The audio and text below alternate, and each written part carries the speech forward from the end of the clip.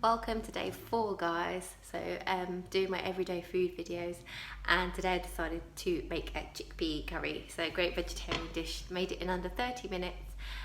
Really simple ingredients: onions, garlic, ginger, curry powder, chickpeas and tomatoes.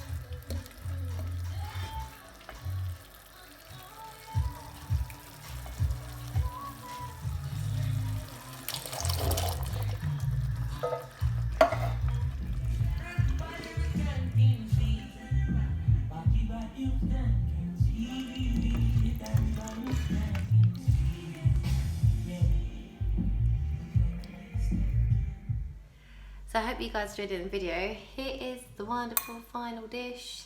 Yummy chickpea curry cooked in under 30 minutes. Really delicious. So much, full of flavour considering that it's only cooked in like half an hour. And it's a great dish. You can have it with rice, or you can have it with rotis or anything like that. You can even add a little bit of coconut milk if you want to at the end to give it a little bit of sweetness. But it is great the way it is. So I hope you guys enjoyed the video, and please like and subscribe for more, and I'll see you tomorrow.